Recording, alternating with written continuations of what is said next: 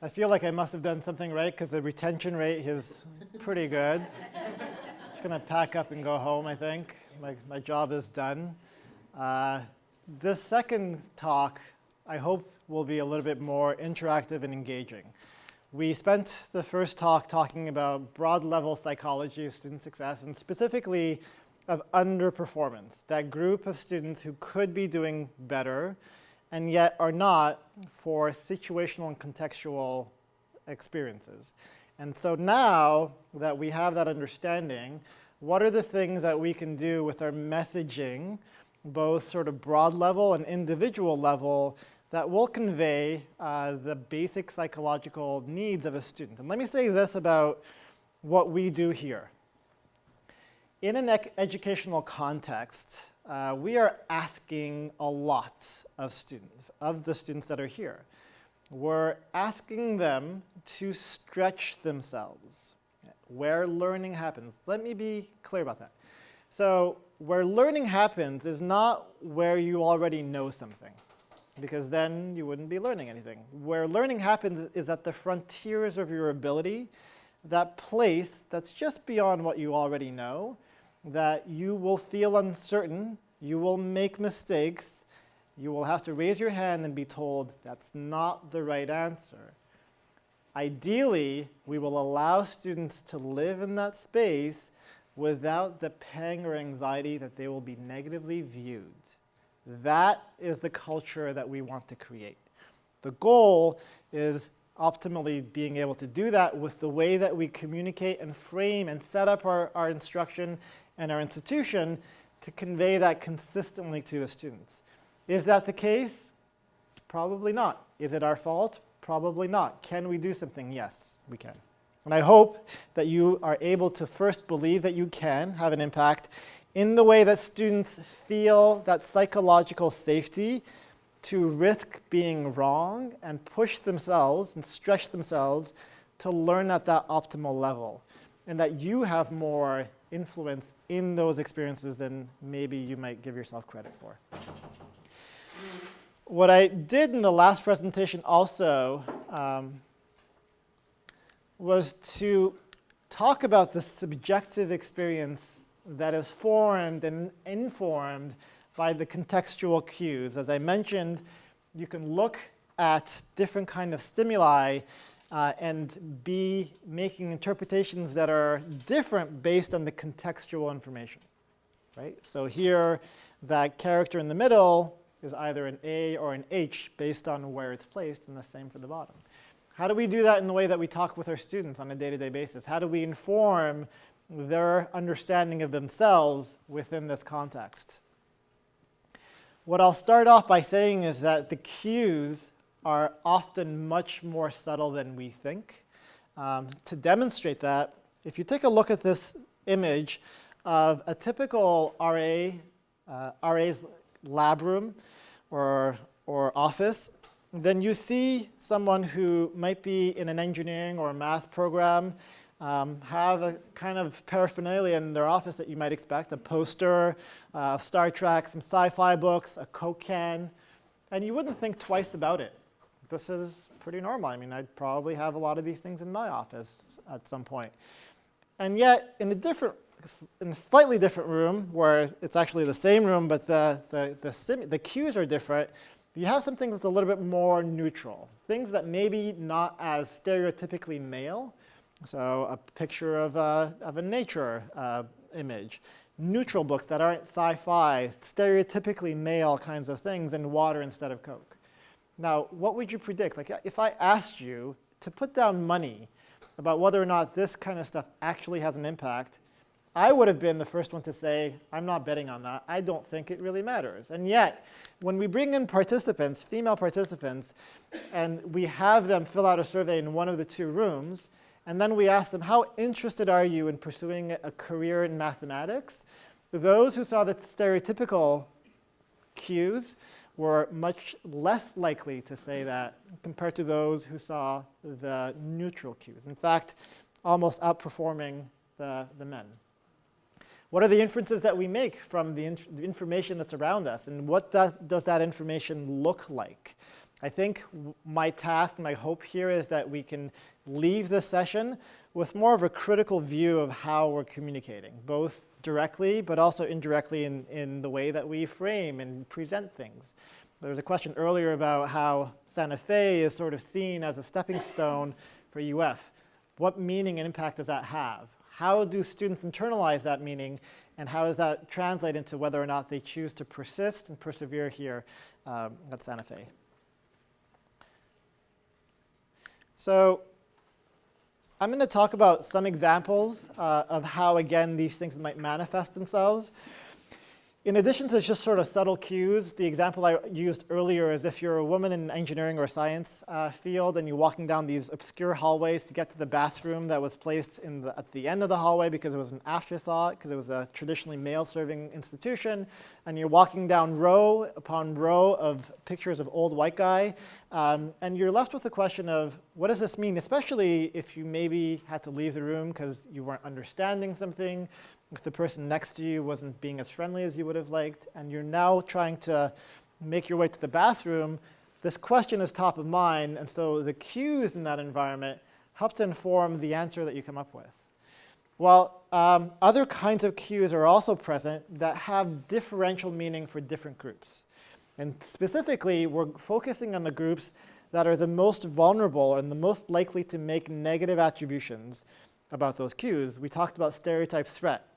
Definitely exactly what we're focusing on here as well. Those groups who contend with these negative stereotypes, absent any other meaning or answer, when they're exposed to these cues, will make more negative attributions about their sense of belonging. And even in the most subtle ways, we can convey these negative things. So imagine a bureaucratic hassle like trying to sign up for a class online. Can be difficult. Trying to navigate your course requirements in a particular field. Now, it was shockingly easy to find a vast number of these well-informed sort of trajectory maps about how you should sort of plan out your engineering careers. But even in more sort of simplistic ways, these things can manifest themselves. My colleagues, Stephanie Reeves and David Yeager, ran this study where they had students try to fill out a financial services form, an online form. And much like many of the forms that we're all accustomed to, you enter your name, your information, you create a password, you click next, and you hope that things were going through. Increasingly, I think we've all experienced the deny page, right? Like, sorry, your password doesn't meet this abstract heuristic that we have in mind, so please try again. And what you hope for is that once you have to try again, that it doesn't wipe out your information. Right? Because we've all been there. That moment where you get a blank page and you press back and nothing happens. It's like, oh. But imagine, and this is what they did for their manipulation. It was exactly that. They had a form, you filled it out, and then once you press OK, it tells you that your password isn't up to par and that you should do it again, and everything gets erased. What they found was that universally, the groups who got the form that erased everything was more frustrating than the group who didn't get the form that erased itself. But what was interesting is that if you were a first-gen student and you were then asked, how do you feel about your belonging in this campus, based on whether you saw the form that erased everything or not erased everything, that had an impact because, again, first-gen students, there is no difference whether you saw the form that erased itself or not, because it's just a frustrating form. And that inference is clear to me because I don't have the looming negative stereotypes about my group to question whether or not I belong here. So I fill out this form. If it erases, it's frustrating, but I still feel like I somewhat belong here. If you're first gen, that frustrating form means something very different to you. If I can't even fill out the simple form, what does that mean about my belonging here?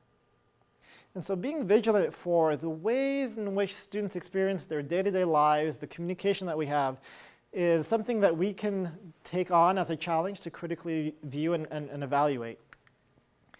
Also to say that these kinds of contextual cues can be triggered by a lot of different things. Here are some examples. If you look around and you're a minority, if you're one of 3 people of your group in a large group of 50, you look around and you say, why am I so underrepresented? What does that mean? If you get a bad grade, guess what? That's an easy and convenient response and answer to your question. It means that people like me don't really fit in here. Messaging about diversity philosophies, those can have interesting effects as well. If it's too heavy-handed, then you're left with the question of what are they trying to convince me of, right? Like what are they really trying to push for or get me to believe that they have to invest so much effort in doing that? And again, that can backfire if you believe that it probably means that somehow you're different, somehow you're deficient from the rest of the group. Stereotypical environments where these stereotypes loom large, where the pressures are higher, these are more conducive to people falling prey to these negative interpretations. The other thing that's interesting is that there's this concept or phenomenon known as sort of a cultural mindset. You generally have a sense of what kinds of people flourish and do well and are valued in a context and which ones don't. So people have this intuitive sense of, do I fit into that group that is seen as sort of the successful group or not? Is there a cultural mismatch? In addition to some of these observable and visible cues that might make you feel like you're different, what are some of the invisible cues that might suggest that maybe you don't fit in? First-gen students contend with this a lot. If you are a young man who has grown up in a single-parent housing and you've now come to college and your mother calls you up because the roof is leaking, the bills haven't been paid, and you were always a person who provided and helped out at the house, and you just got a bad grade, what does that mean? Why am I here is the question that you're left with when I feel like I might be serving someone else better back home. Should I be here? And these cultural mismatches also manifest themselves in ways that convey different things to different groups. And as I mentioned, the bureaucratic hassles that we showed an example of. I want to go through a specific intervention that we utilized and designed to try to mitigate these negative interpretations, which has to do around the academic probation experience. And so when students start to fall short of expectations, when they know they're doing poorly and yet hope are scraping by, and then one day come home to a letter in the mail that says, you are now on academic probation. Now, most people, you would hope, will take that note to mean that exactly what it says, that you're falling short, and unless you change certain things, then that means that we have to essentially take subsequent action. But recognizing that, again, different groups will make different interpretations about the same messaging is at the heart of what we're trying to do here. And specifically, when you're in your most vulnerable state, that's when you want to get information that is probably not consistent with you thinking that that's a sign that you don't belong, that the school or institution wants you out. So what we did with Stanford was we collaborated on looking at this, because Stanford has a pretty high graduation rate, but they came to us and they said, you know, we have the 1% who doesn't seem to graduate. And we said, well, what does that look like? What does that process look like from the moment you identify that group to the moment where potentially they might drop out? And they walked us through, and we looked at this letter and we thought, how interesting. Being psychologists and constantly being vigilant for subjective interpretations that might harm individuals, we right away identified that this could be a touch point in which they're failing their students. So we said, and luckily we had an organization that was very cooperative, and they said, we said, what if you let us tailor or revise the letter slightly to attenuate some of these potentially negative interpretations that students might have to see if we can better serve the students. And they said, sure. But they said, you can't take anything out. For legal reasons, the content that you have to work with, it has to stay, but you can add a few things. So like many probation letters, you probably see something like, you know, after reviewing your record, it's essentially determined that you're on academic probation with a capital P. It is the purpose of this to alert you of your academic difficulties and identify those areas where you might be experiencing some problems. Placement on academic probation is part of our commitment to help you. So a lot of good intended content, right? Like we're here to help. We recognize you're failing, and we're here to inform you of that. So unless you change something, this is what's going to happen. Despite what we would have hoped, or what the institution would have hoped, when we presented or asked students who had fallen on probation what they felt when they first got that letter, we didn't get words like grateful, motivated, inspired, awakened. Instead, we got words like stressed, embarrassed, ashamed, constantly getting to core emotions that are not conducive of growth and engagement, but rather of shrinking down and disengagement. So we thought, isn't that interesting? What if we can minimize those experiences? So with working with the institution, we revised the letter and we focused on 4 specific points to tailor the messaging. The first thing that we wanted to do was to process the probation not as a label, not as a sort of scarlet letter that you're branded with a capital P, but more as a process that maybe is more transient, that maybe you can come in and out of. And so we got rid of the capital P and we really emphasized the process in the letter. The thing is, the other thing we wanted to do was to communicate that this is something that is normal. And we talked about normal in the previous session as well. We're not just trying to say that a lot of people are going through this. We want to say that this is a normal part of your journey, that sometimes there are ups and downs, and that you're not alone. At Stanford, it may feel like you're alone, but you're not actually alone. And so we said, we know that you're not alone in experiencing these difficulties. We wanted to also acknowledge and validate the very many reasons why students actually feel like they're falling short, right? It's not what they think we think it is, that we think that they're lazy, they're unmotivated, they're not smart enough. That's what they think we think when we recognize that they're falling short. But rather, what's helpful is to let them know that we realize that they might be falling short for very real reasons, that they might have family demands, financial constraints, health issues, and that these could be a large set of reasons why someone might fall into probation, right? Because now it's no longer stigmatizing. I recognize that you see my perspective already, that it's not that I don't want to be here, I do. It's not that I don't care, I do. It's not that I'm not motivated, I am. It's that I've had some issues. And the fact that you voiced that is helpful. Someone, I think it was an Uber driver, no, it was the person sitting to me on the plane who found out I'm a psychologist specializing in this domain, so we chatted for the whole trip, which was great.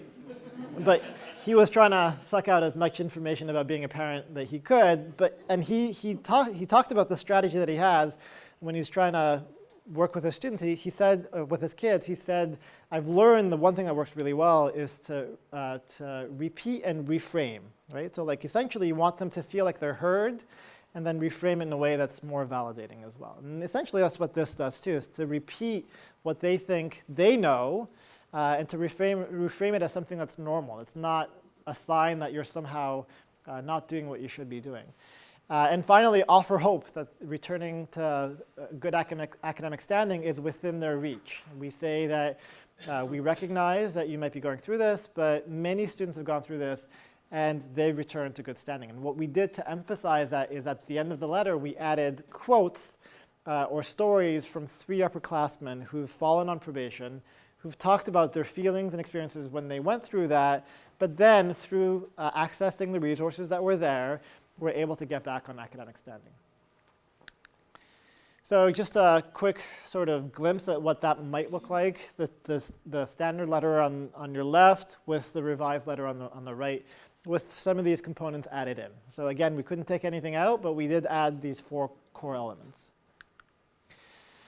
Immediately after getting the revised letter, we asked people how they felt, and right away we saw a pattern where there was less experiences of shame, negative affect, which was great, and more experiences of positive affect, right? They felt more hopeful, which is exactly what you want, that despite this negative event, that there is hope that you can sort of go beyond this in the short time frame afterwards. And a year later, when we looked at the percentage who either got the revised letter or the standard letter, we were very encouraged to see that those who got the revised letter were significantly more likely to still be enrolled compared to those who got the traditional letter.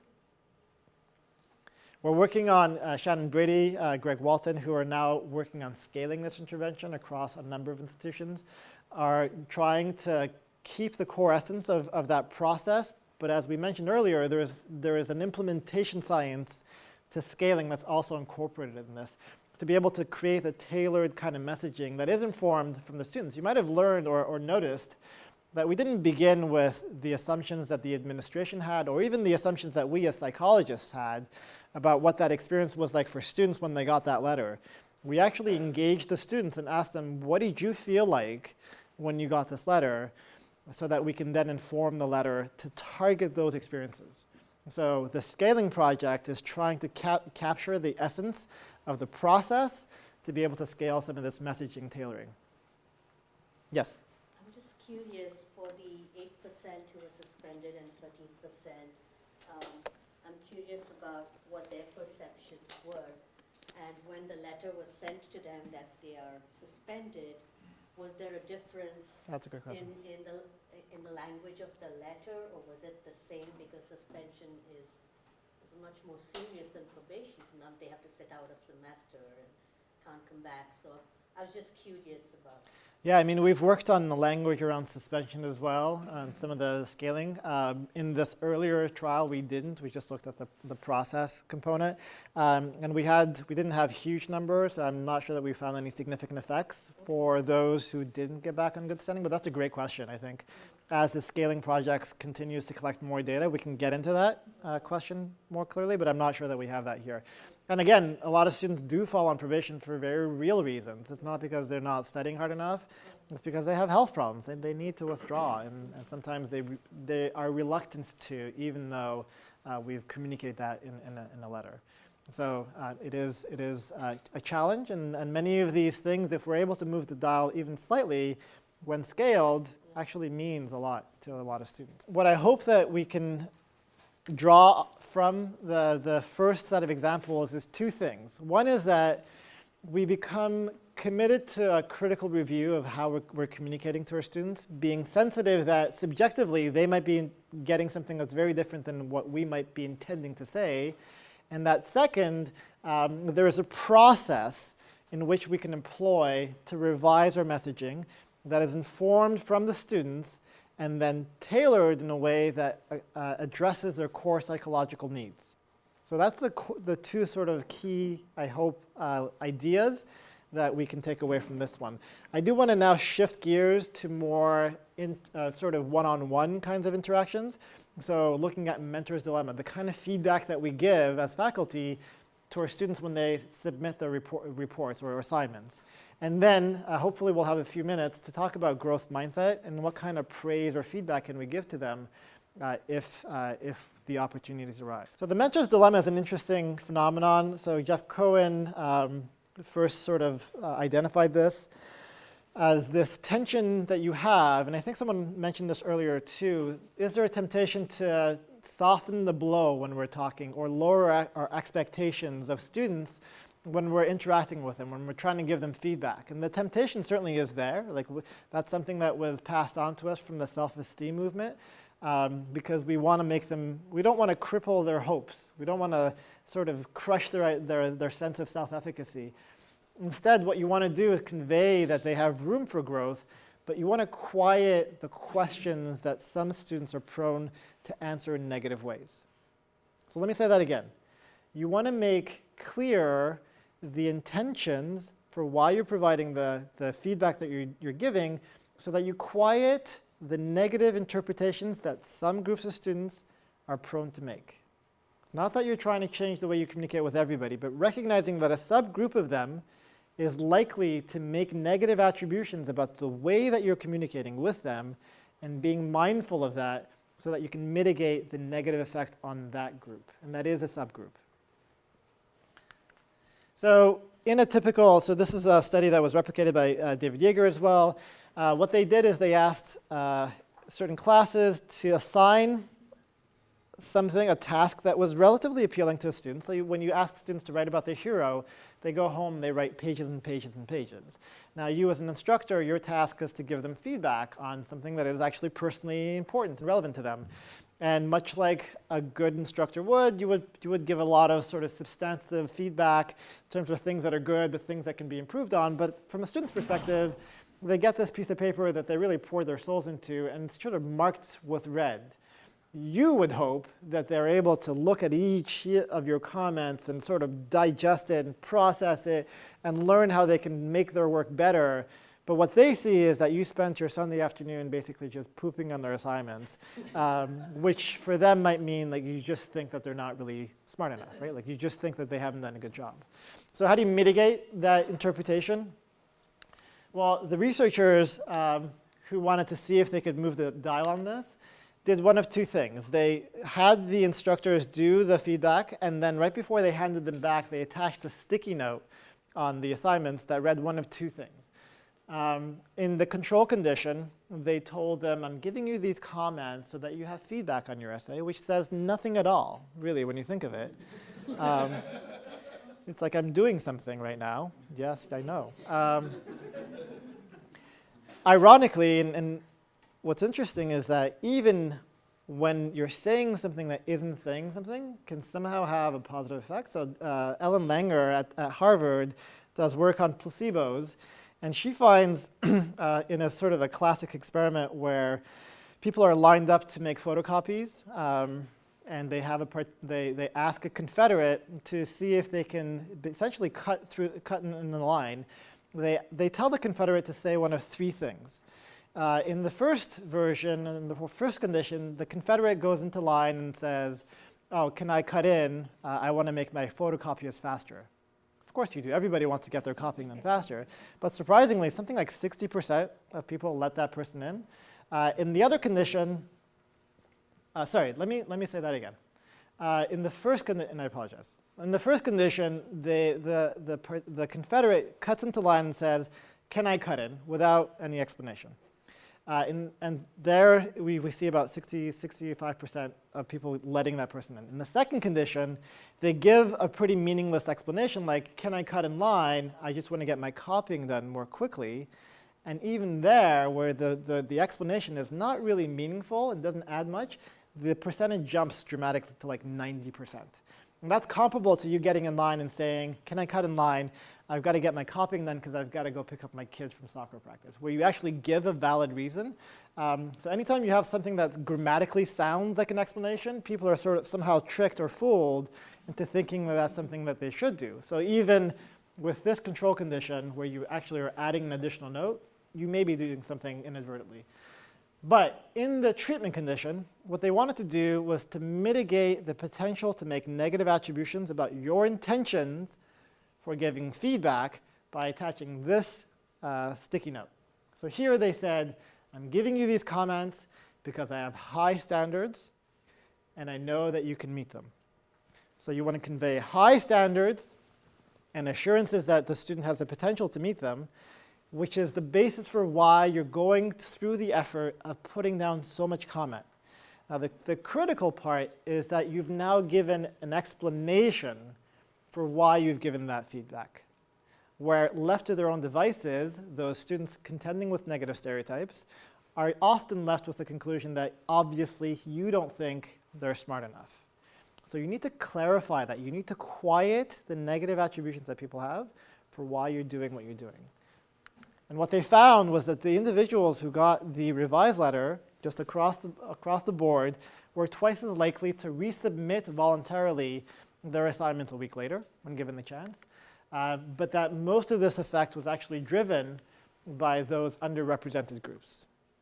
Those who are the most likely to contend with the negative stereotypes were the ones that benefited the most from getting the sticky notes. So now I want to transition to the third part of messaging. We've talked about sort of institutional messaging, how taking on the process of critically reviewing that and employing a process of learning from the students to inform how you tailor messaging.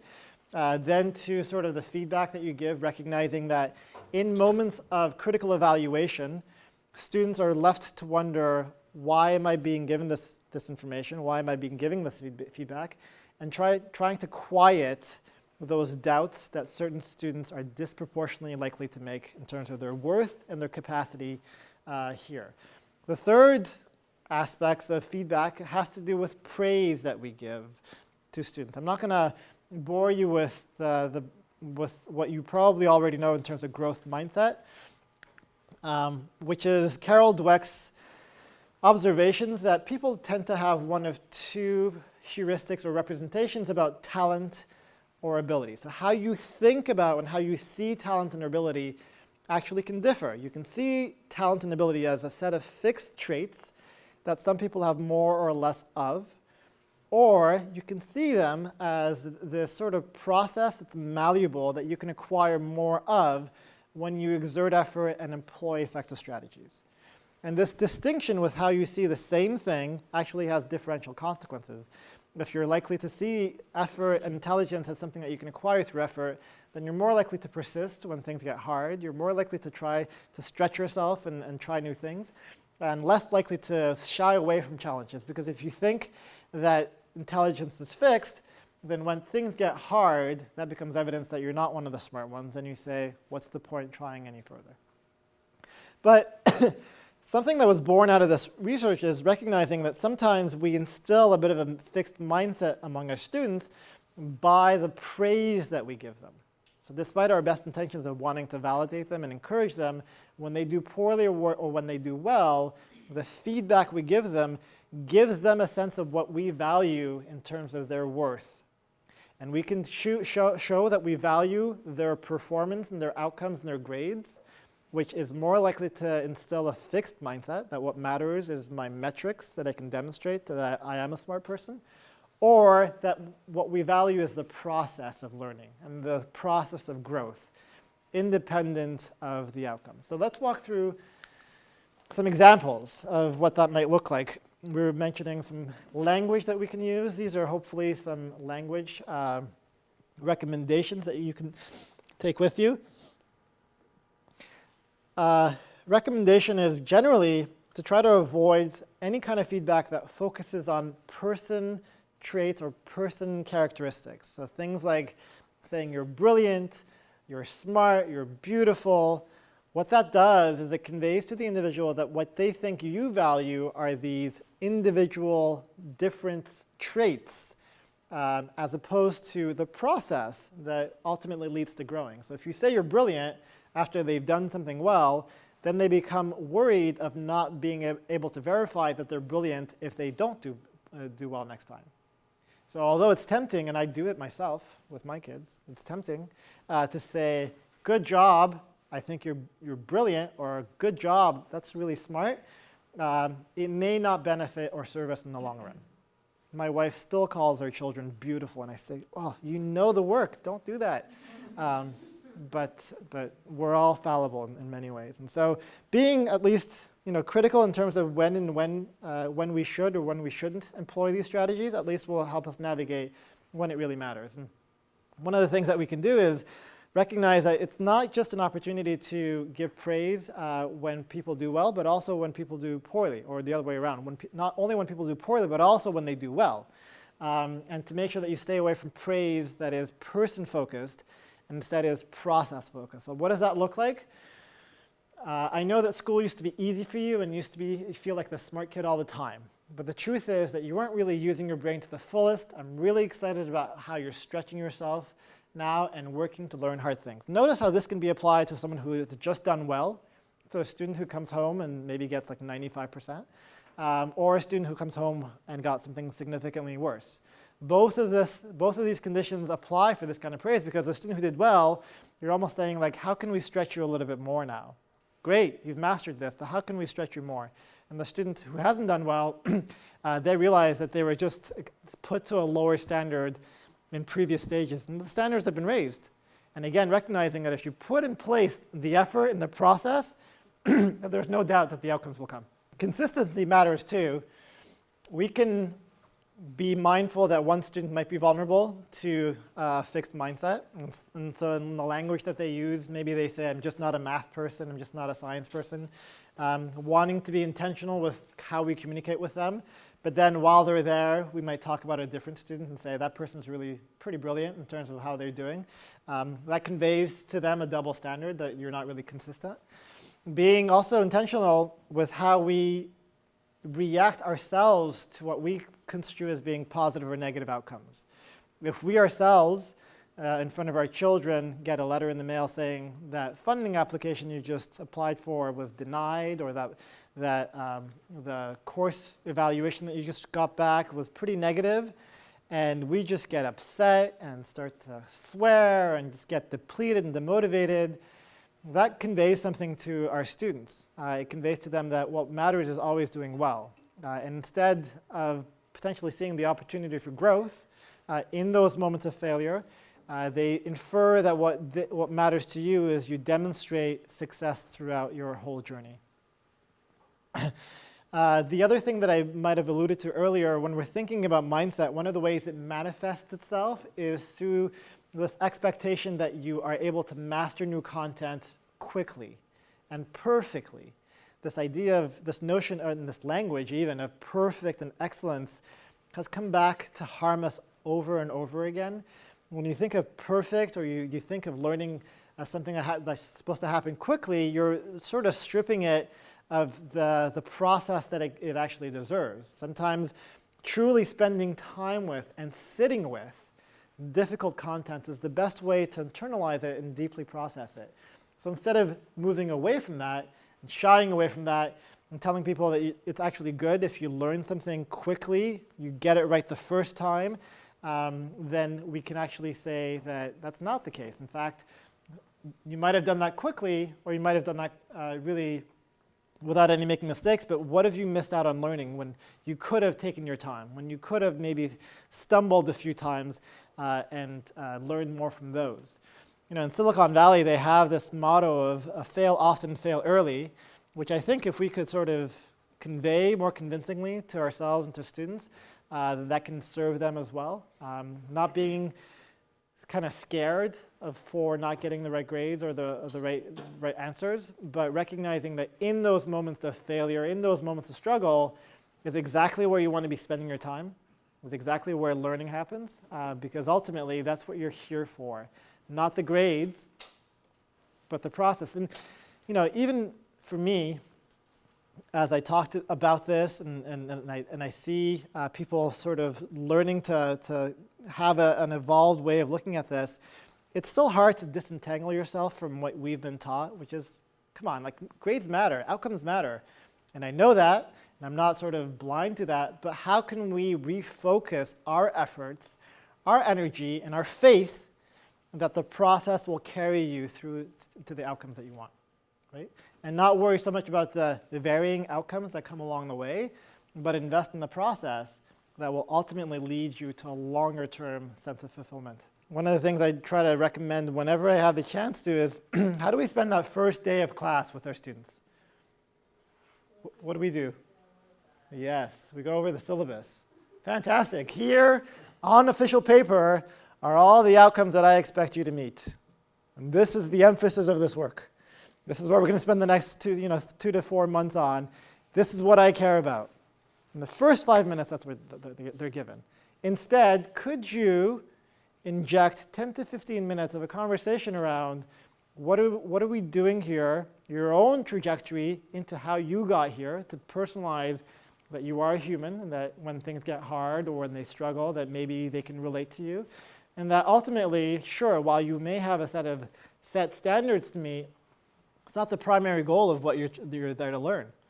Instead, spending 5 or 10 minutes giving a synthesis or some sort of summary of the essence of what you hope they'll take away with them and benefit from being exposed to this content might help to interrupt their narratives of what they expect you to say. My advisor at Stanford, when I became a parent, I asked him any advice, and he said, the best advice I can give you is that from time to time, you tell your kids to do something that they want to do. And I'm like, what do you mean? He's like, well, they get so used to you nagging at them to not do this, to eat their food, to tuck in their shirt, to walk straight, that if you just from time to time are able to inject something that they don't expect, like, hey, I noticed that you're doing the dishes and you're not having a great time. Why don't you go sit down and watch some TV? Or at dinner time, hey, instead of having the piece today, why don't you go pick out a dessert and have that today? And when you do that, not always, but just enough to sort of disrupt what they think you'll say, they'll pay more attention. And so when students come into the class and they expect you to be going over the syllabus, they're already sort of half there, and it solidifies what they think they know of you. And solidifies what they think you think is important in this class. But if you can disrupt that through the early interactions with something that maybe they're not expecting, then maybe you can set a different tone to what the rest of the class is going to be. And one of my colleagues at Pitt, she has now made it basically a set standard, a set practice that for every new class that she has, she talks to them about her own anxieties, her own existing challenges in terms of the negative feedback, in terms of feeling like an imposter. You know, we all have it. I'm not going to stand up here and say that I don't feel like an imposter when I go to a new audience or a new school. When I first get up there, sometimes there are some tired faces in the audience. One time I gave a presentation at Hope College where David Myers, literally the person who wrote the psychology book, the book on psychology, was sitting in the front row, and I was awestruck. I'm like, oh my goodness, I'm going to do a great job. I was pumped up. And within 10 minutes, his eyes were closed, and he was asleep, snoring away, while the rest of the audience was like trying to pay attention. So for the next 40 minutes, I'm in my head. I'm like, don't let this get to you. You got to keep focused. But that's where I was. It probably wasn't my best performance, but I managed to power through it. But I left feeling like not great at all. Luckily, the next day I had another presentation. He showed up again and came up to me right away and said, I'm so sorry. I had just flown in from Singapore. I hadn't slept in 2 days, but I really wanted to see your talk. Had he not seen me, I'm not sure I'd be here today. I think that perception would have lasted and impacted me, and luckily he did come and sort of clarify his intention and his own experience of why he was behaving the way he was, which was immensely powerful for me. And that's what we can do as well when we have these interactions with students, to let them know that we're coming in sometimes, we're tired, we're coming in with our own insecurities, with our own anxieties, that we didn't have a path that was lined up with success after success after success, that we have failed, we have deviated, and we continue to do that, and that's a normal thing even at this level. And I think that can be powerful. And as I mentioned, my colleague has made it standard practice in her classes.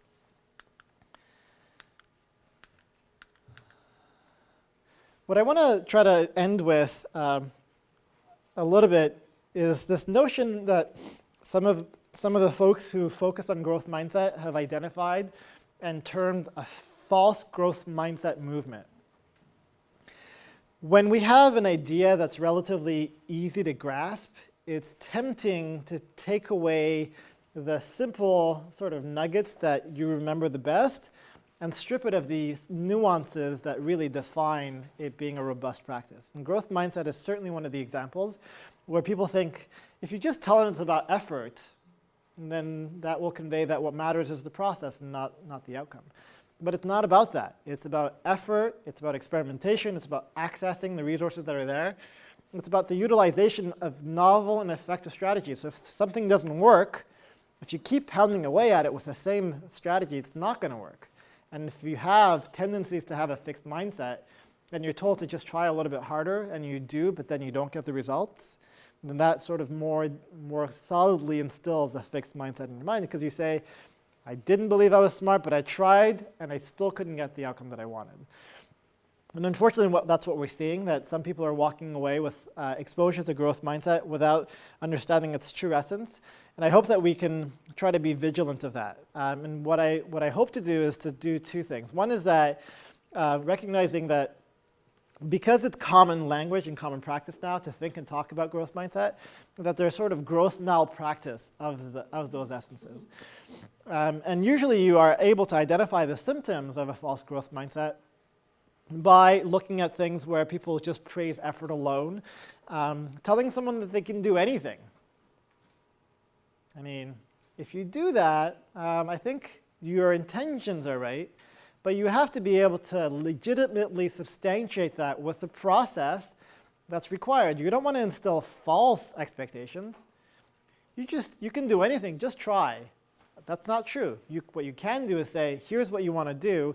Let's break down what that's going to look like in terms of the process to get you there.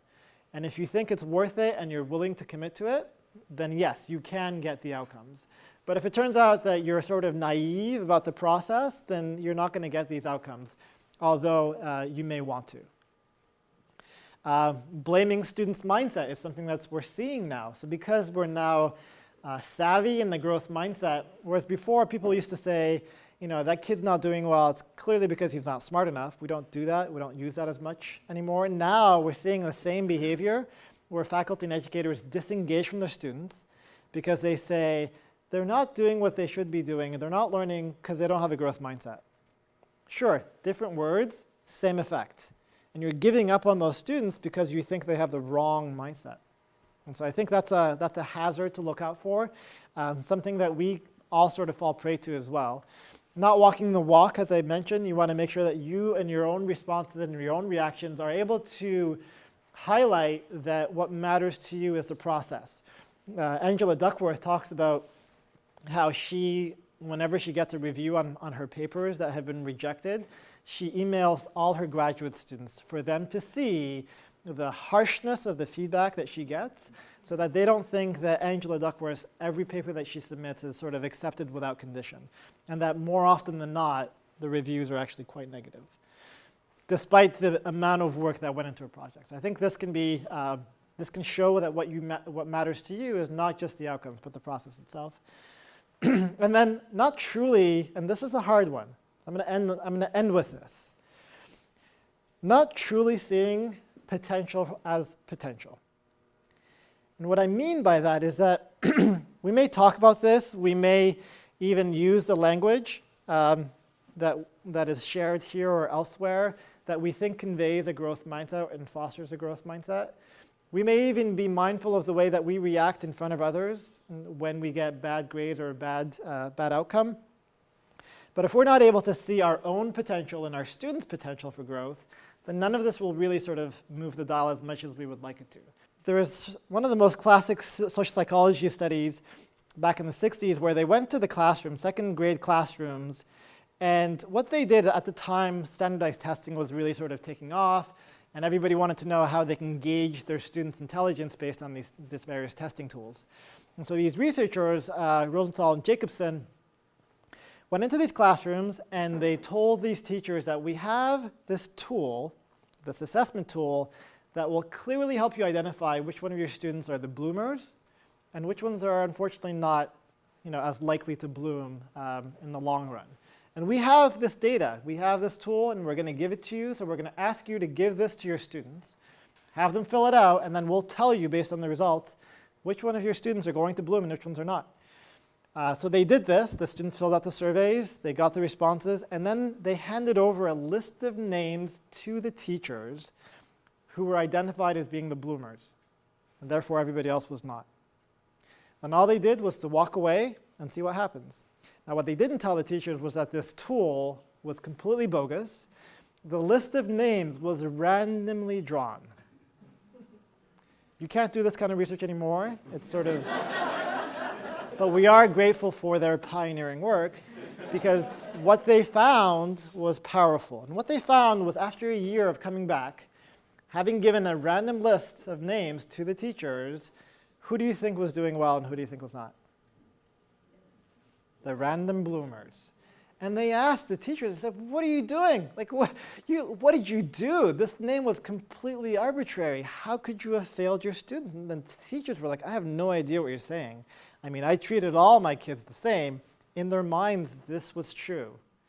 In their behaviors, had you observed them, chances are they would have invested more with the bloomers than those who didn't. They would have stayed engaged with them. If they failed, if they got mistakes, they would have worked with them more. They would have been more accepting. And people are highly sophisticated social inference-making machines. We can infer a lot of information based on people's nonverbal cues and beliefs. If we walk into a new interaction, we can tell if the person wants to talk to us or not. We can tell if they think that what we have to say is valuable. We can tell if they think that we have the potential to grow or not. So where does that leave us?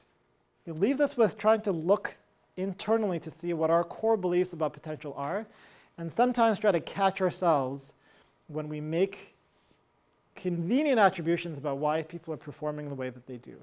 And I say this with relative ease because I'm here talking about it, and then I can walk away and say, it's on to you now to make the change. And then you go in and you have that student or you have that colleague who really is challenging. And oftentimes you're like, what's the point, right? Clearly they don't have the right mindset. Clearly they're not motivated. But I hope that you can persist a little bit longer. And my faith and my belief is that you can. I know that you can. Because if framed in a different way, right? And here's the last sort of nugget that I mentioned this last night, so I'm really glad that we had dinner because it sparked a lot of ideas. But one of the questions I get asked a lot from students is, how do you know what your passion is? And I'll say, well, I don't know, what do you think it is? And they'll sort of draw a blank and they won't really be able to answer. But then if you reframe the question in a slightly different way and you say, well, if anything was possible and everything were to work out for the next 2 years, what would you be interested in? All of a sudden they have a lot to say with extreme clarity. So you've taken away the things that sort of get in the way. Then they also ask me, well, how do I get there? Like, how do I get to what I'm interested in doing? And again, I ask, well, what do you think? And they draw a blank. And I say, well, if you had to, if anything was possible, what would that look like? And all of a sudden, there's a bit more clarity in terms of when there are no fears or self-doubts about your own potential, about being able to achieve what you want, or how to go about doing it, then you have clarity. And my proposition is that you also have clarity about what you need to do and how to about doing it. And I hope that you are able to recognize that within yourselves. That these students are here because they're motivated. They wouldn't be here otherwise. And the fact that they're here is the basis for which we can sort of work on to try to impact their lives. I'm going to stop there because I feel I ended well. Thank you.